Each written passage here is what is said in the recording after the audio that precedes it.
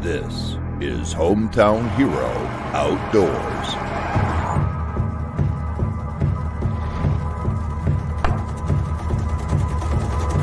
Our volunteers take our nation's heroes into the outdoors. Excursions that will free the mind.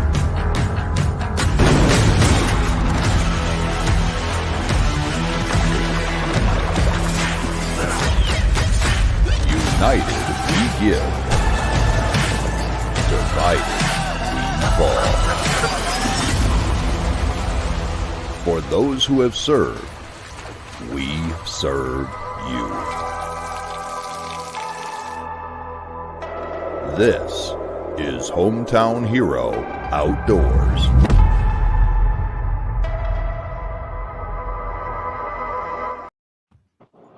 All right, welcome everyone. I am Chris Tatro with Hometown Hero Outdoors. Tonight we have Eric and Megan Matson here for an anniversary day that no one wants to have, but I appreciate you guys coming. And we also have Dale Mord here, who is part of Rogue Productions. That's helping with our documentary side of things for Eric and his life and showcasing what him and his family have gone through. So this is our first time actually live streaming with our podcast platform. So please bear with us if we have any difficulties. But hey, Eric and Megan, thanks for being here tonight. Hi. Thank you for having us. How's things going down there for you guys? Awesome. Just getting ready to do this King Eider hunt and get out there and experience the beauty of another country and get back to doing something I love to do. No kidding. It's a whole different planet where we're going almost, right? In the middle of the Bering Sea. Yep. So what are some of the things that have happened so we've had a lot of complications actually leading up to this King Eider hunt, so let's talk a little bit about that. So it would have been last December of 2021. We were getting ready to go to St. Paul Island, and it would have been in January. And then we got the bad news that the island was actually closed down due to COVID. So walk me through that, Eric, and how you felt about that. Like, where did that put you at? Honestly, it was probably a blessing in disguise because I got to work an extra year to get my arm stronger. And the arm's doing pretty good now? Yep. Ready to rock and roll. Yeah, it was pretty disappointing for all of us. We were all really excited to get you up there.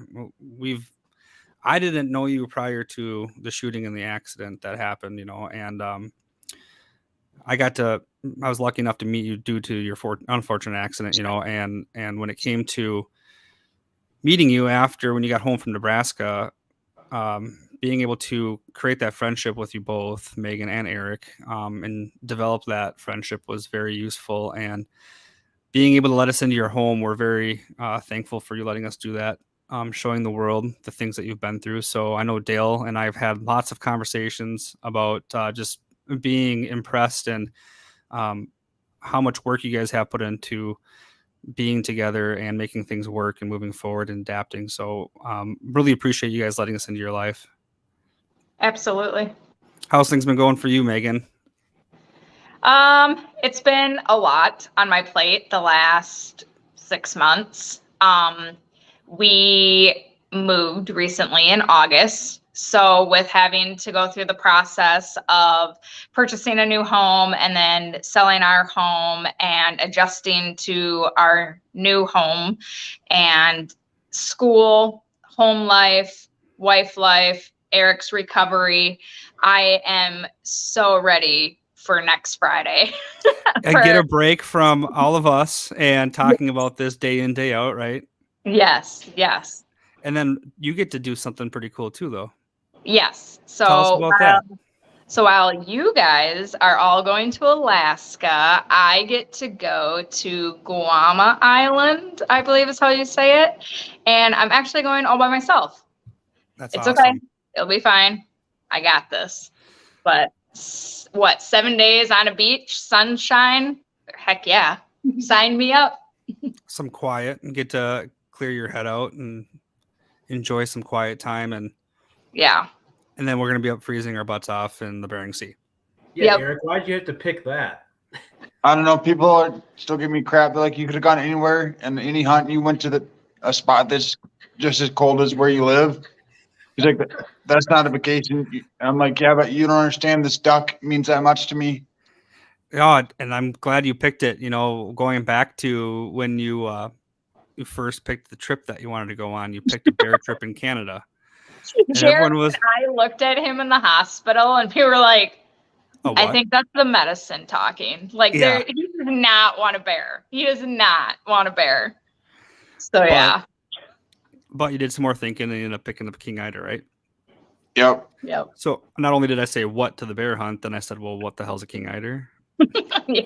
So I had to figure that out next. And then Dale and I, had to put some work in to try and figure out what that looks like. So we met up with Charles Somerville, and Charles has been fantastic to us. He donated Eric's spot for the hunt and also an additional spot. So you get to go with Paul and Jeremy as well. What does that mean to you? Just to be able to take them on this hunt of a lifetime, it's going to be amazing because Paul got me into duck hunting, and then Jeremy's been a duck hunting partner of mine, but he doesn't have anything mounted. So to be able to take him along too. Yeah, no, I'm excited to spend some time with your uncle. I've met him a couple of times. Seems like a really good individual, stand-up person, and I have all his winter gear sitting in my lobby over here in my house. So looking forward to getting everyone up there. Dale, so when it comes to the videography side of things, talk about what we've been doing and with you as Rogue for not only telling their story, but some of the things that we've ran into that might have been things we didn't expect. Well, the first thing that comes to mind is understanding what we were getting into. I mean, when we add salt water plus cold plus high wind, it's just an absolute recipe for disaster for cameras. But so a lot of that preparation that we've done is just equipment research. It's how much can these things take? What is it? What is our audio going to be like at 20-mile-an-hour winds or 30-mile-an-hour winds or even more?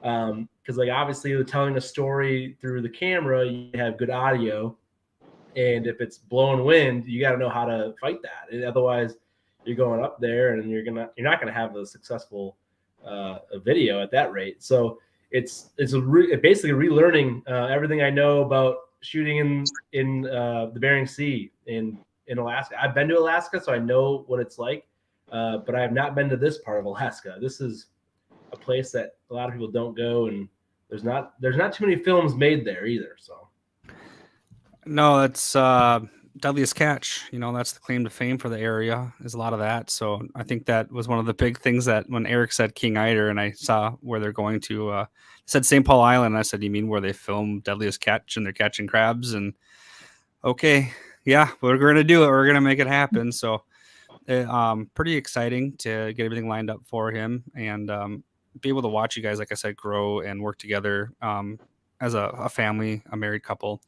And then also with the support from the community. We've had a lot of awesome supporters that have helped stand things up. But when going back to that little bit of disappointment that we had prior to everything getting canceled in December of last year, you were able to go do a duck hunt with your friends locally, right, Eric? Yep. And then you went out there after you got a pretty awesome donation, a handful of different donations. Who did we get some donations from out there? We got from Strike Master, we got flotation suits, and then Benelli surprised me with a shotgun that I was just dreaming about getting. What was Super awesome one. Benelli Ethos. Yeah, the diamond coating. Yep. You can't beat that. And then also Shields hooked you up pretty good too. Yeah. Shields got me just amazing clothing. What's the name brand? Of Sitka gear. Mm-hmm. Everything you could think of. Yeah, they hooked you up really good. And you got to use some of that equipment out in the duck blind with Jeremy and Rogue, right? Yep. Well, as a matter of fact, we actually have a video. It's 1 minute long from Rogue showing that hunt. So we're going to play that real quick and everyone can see that.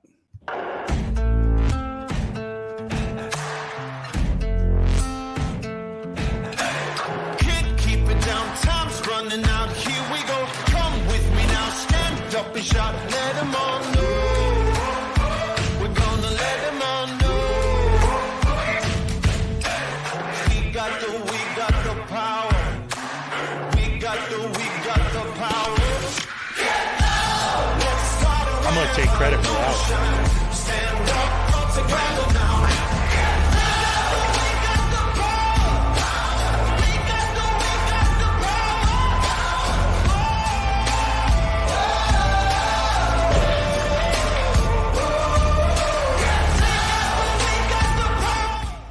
the Thank you for all the sponsors and all the donors for helping me get on my dream hunt and make memories with my friends out in the boat. I really appreciate it, and I can't wait to get to Alaska. Thank you.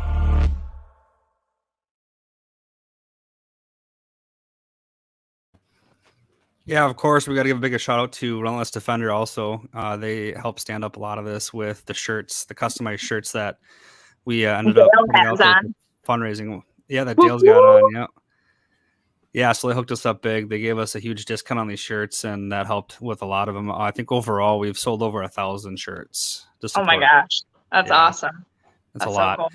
And I just got a call from Eric's mom last night asking if we can sell some more. Thanks, Mom. Yeah. Right? Yeah, because Eric wore that shirt when he was volunteering at B&B, and everybody's like, "Oh, where's that shirt at? Where's that?" I think you're just gonna have to like order a bunch and send them out here, and we'll just Yeah, I should just like stock you up with 100 of each size and just let it sit. just let it go.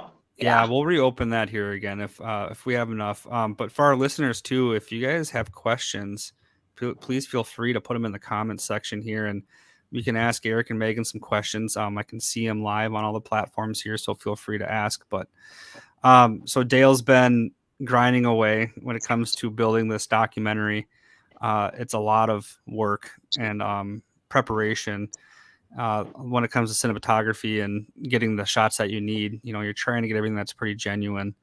So what are some of the things that when you're following Eric and doing these things, catching that genuine filming piece, what are the things that you're looking for? Yeah, so I think the big thing that we're looking for is like obviously just building that character. Like, who is Eric Matson? I would say, and I mean zero disrespect when I say this, but who was Eric Matson in the beginning? Before all of this, it's people need to know what you're going through.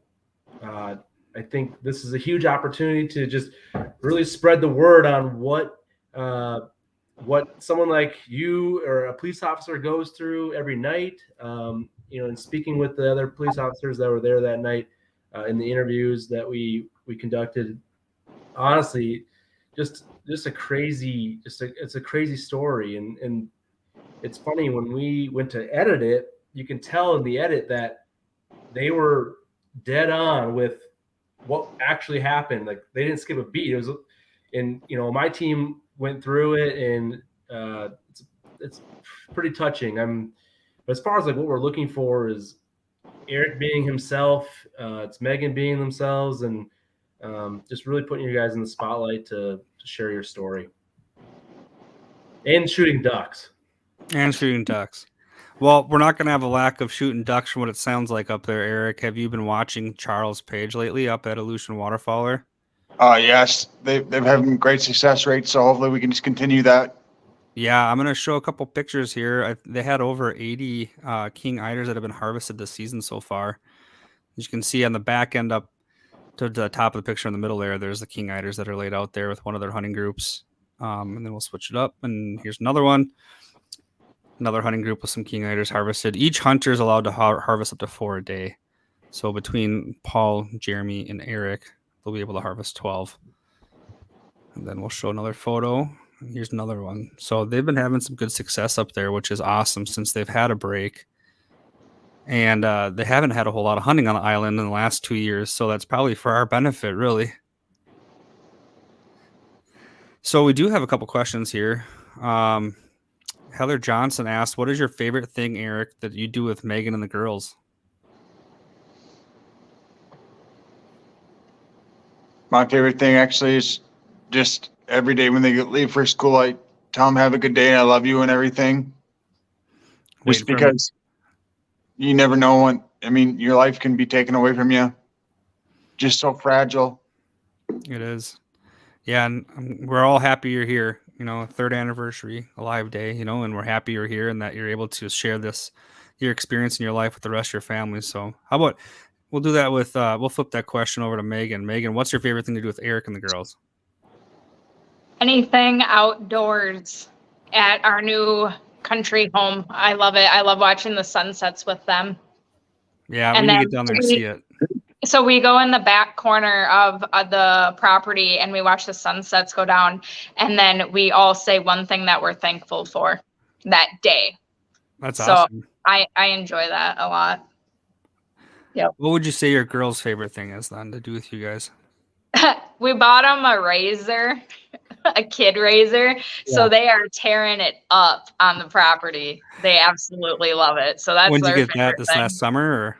We just got that for them like in October. They were driving Eric's golf cart around like a four-wheeler. I'm like, Yeah. whoa. We got to stop. Like, no. That's awesome. So we got Well, him a Can't toy. blame them. Yeah, right. It's pretty cool. It's pretty cool. Well, now you got the space for it too. Yeah. Well, that's cool. The only thing that sucks is Eric can't fit in it because it literally is like a kid size. I can fit in it, so that's fine. Yeah, But yeah, he can't.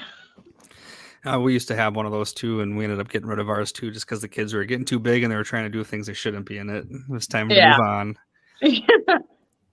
So, what other challenges or things that have you guys been able to overcome in the past year or 2 years that you feel are pretty successful in what you've done? Just my ability to walk like longer distances. You walked a mile. Like at what month was that? April? May. Like May when I walked a mile for my friend Brandon. That's awesome. Yeah, that was a lot of work to prepare for. And Eric and I actually, in the last 12 weeks, we joined therapy. So that's a huge accomplishment and an obstacle that we are having to relive every week. Working your way through the traumatic Yeah. memories. Yeah. Yeah. You know, obviously that's everything that we preach to with HHO's mental health, you know, and I think you and I had that conversation pretty early on when we first met, you know, was what are you doing for your mind and soul, you know? Yeah. And I was just in survival mode for the last 2.5 years that I was like, yeah, I'll get to it. And it was a gala event and there was individuals that noticed something was off with Eric and I. And, they got us help within 2-3 days, and we've been in therapy ever since. That's good. Are you guys going individually and together? We're going to start couples therapy when we come back from our vacations. That's good timing then. A little reset, get your minds right, and then head into that. Yep. Oh, that's good. You know, and I think that it's very important that you share that, you know, there's, you know, being able to express to the world that, you know, it's okay to seek help is good. Yeah. And make you a know, day out of it. You know, I have to travel up to Burnsville every Monday. So I make a day out of it. Yeah. And then Eric I'm sure gets his virtual because he would prefer not to be in a vehicle. So yeah, I don't blame you. But now you're going to go sit in the airplane for 6 hours and I bet you Yeah, won't I was mind. just gonna say. You're not going to mind though, are you? No, I'm more worried about the small engine plane flying from Anchorage to over the the Blackberry Sea. That's the one I'm worried about. Yeah, it's going to be an interesting little ride. Dale and I just watched a video from Charles up there. Yeah. Charles also told me on the phone the other day, he said, hey, you better bundle up on that plane. He goes, because where you stop in Bethel for gas, it's negative 10 degrees and it's blowing. oh man. Yeah, that's like, when I great. go snowmobiling, so I'll be all right. Yeah. Thank God for Rapala. Yeah. Right? Yeah, they actually shared a picture of one of the Sika bags we had packed, Eric, with all of the float suits today. Yesterday, I packed everyone's float suits and some of our Sika bags. We have these Sika bags that we purchased that are literally like chest high. They're huge. They're huge. And we got 3 Strike Master float suits into one, and that's all that fits in there. But these suits are huge. They're buoyant, and they help you float and keep you warm. So that's why they're important for being up there. But kind of an interesting dynamic, too, is when we fly out of MSP next Friday, we go to Anchorage, we'll spend the night, and then the next day we get on the smaller plane to get out to St. Paul Island. And due to constrictions of space when it comes to luggage, we have to kind of leave bags behind. So all the float suits that we're packing, we got to put on and wear on the airplane and leave some bags behind. Not only because Eric has, we got to get his gear out there for his hunt and keep him warm and safe, but also Rogue for his documentary equipment in order to be there, be able to follow Eric and capture his hunt and his story up there. So we'll be leaving literally 3 bags behind in Anchorage while we're out. So hopefully they don't walk away. I doubt they will, but just a little different, nuance to a hunt that I'm not used to, or any type of travel. So pretty awesome. So Eric, we got another question for you here. Eric, as a police officer, what was your favorite part of being on duty? Probably just the relationships with the people I've made in town. The community engagement. Yep. That's awesome. It's probably why the community stood behind you so closely when you had your shooting. Yeah. The support I've got since that day has been amazing from everybody. Yeah, no, we came down and to your benefit, and the support that was there was incredible. Megan, want to talk about the benefit at all? How did that all happen? Did you put it all together yourself? No, there was a committee, and it was many hands and many hours that went into that. And it was really cool because that was actually the first event that had opened up since COVID.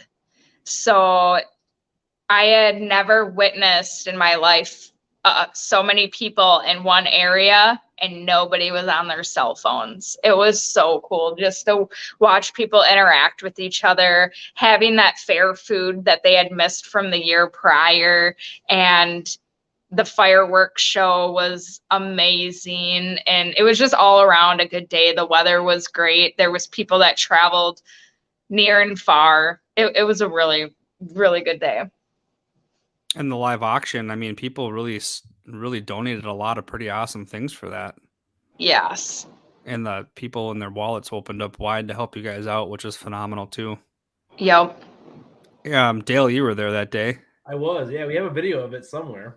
We do have one. It's actually on our YouTube page under the Legacy Trip. And it does showcase the day and the benefit that happened, but that will also be in the documentary. So there's a lot of things to show that's happened since we started following Eric, from January 6th of 3 years ago all the way till today. I mean, that's a long time. Take that back. The first day when Eric got back, I started filming.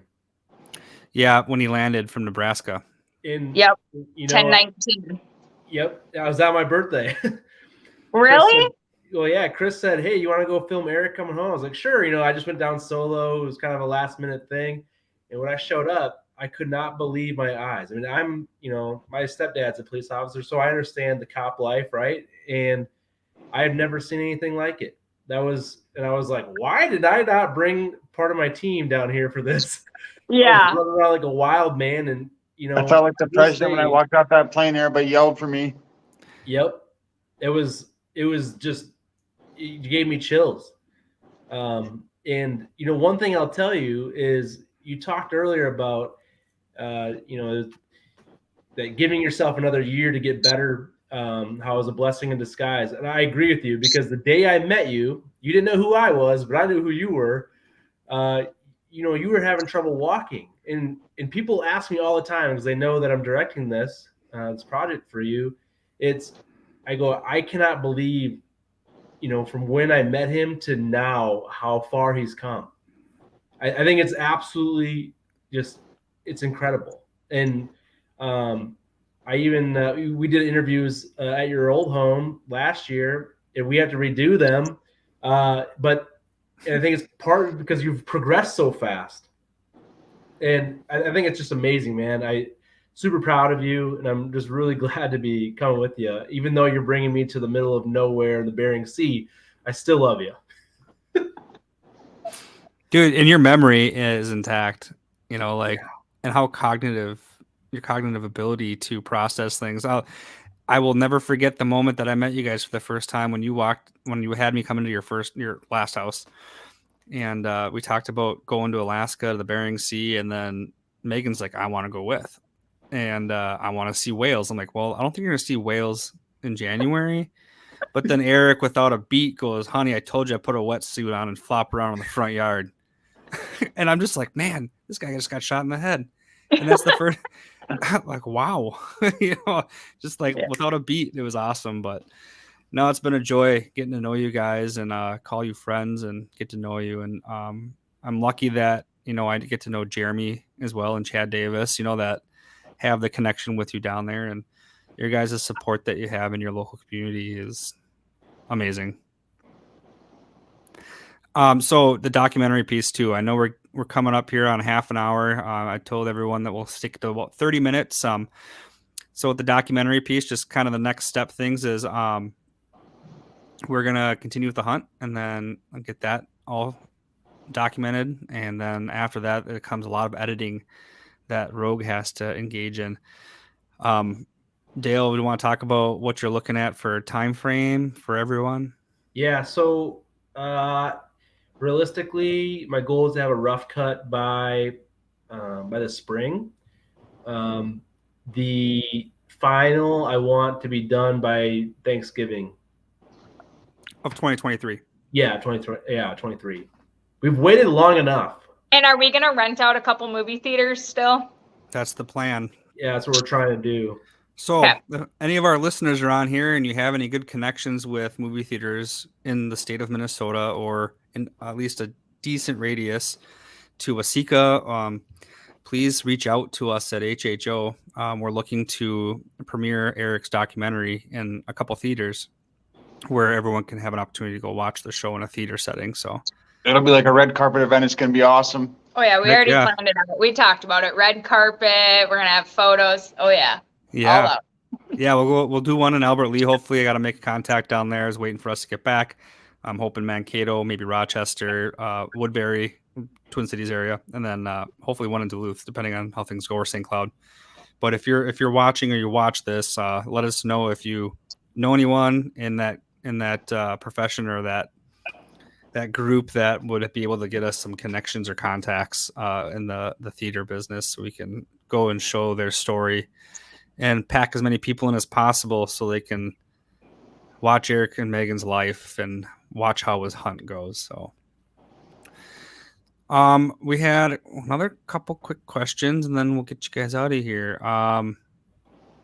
Heather also asked, Eric has made, oh wait, no, that's not a question. That's a statement. Megan, what has been the most challenging since Eric's accident? Having to become a single parent. Even though he's still present, he isn't able to help out in the ways that I need him to, or that he was able to prior. Like yeah. I didn't have that choice. I didn't ever picture myself as a single parent. And that's been the hardest. Yeah, that's gotta be pretty difficult. Eric, I'm sure that's hard as well, as a dad, to, not be able to support and help as much as you can. Yeah, I have to parent different. I have to be a husband different now, and it sucks. But at least I still remember all the memories I had of my girls when they were born and growing up and everything. Yeah, and you're here. That's the most important part. And you guys are a couple of things might not be the same, but at the same time, you're here. You guys are persevering and moving forward. Just life was gonna be a little different, unfortunately. Hey, Megan, Heather also wanted to know about Wells Theater, or I'm gonna say that completely wrong. I think Wells, the movie theater. It's too small of a venue. We want a movie theater that has multiple screens that we can view as many people as possible. Good idea. Thank you, Heather. But yeah, we're looking for like a bigger movie theater, like, Mankato, Owatonna, Albert Lee, where they have multiple viewing screens. Yeah, if you guys know where those are at, just let me know. I'm not familiar with that area, so if you have anything, just let us know.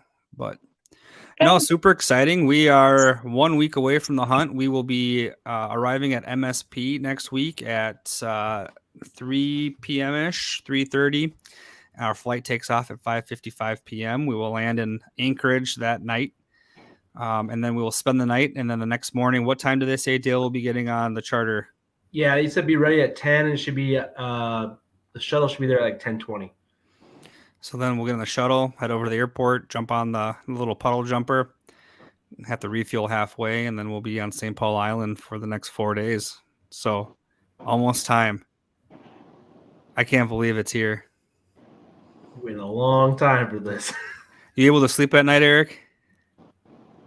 Yeah. Like a baby? I've had a lot of dreams about hoisting up that King Eider on my hand. Like on Lion King? Yeah. Well, we're going to get you that bird. They're flying hard, and Charles is going to work his butt off until you get one. So, but any last comments? Anything that anyone else like to add before we close out for the evening? No, I'm really excited, Eric. I really am. Eric and Megan, you got any last comments for our watchers? Everyone who's watching right now? Just thank you for all the support from day one, everybody. And I'm working really, really hard, and I can't wait to put on a show for you. Well, we're glad you guys are here, and you guys are strong people, and I look up to you guys and what you've been through. So really appreciate you all. We appreciate everything you've done for us, so thank you.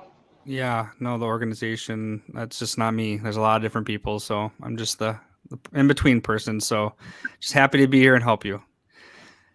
But for all our people who are watching tonight, we really appreciate all of you for tuning in tonight and giving the support you have to the Matson family, and then also for the organization. I'm happy Alive Day, year 3. Year 3, buddy. Year 3. Congratulations. So, all right, folks, that's all we have tonight. Everyone have a safe weekend. We will Have see a great you later. weekend, everybody. Thank you. Thanks, guys. Bye.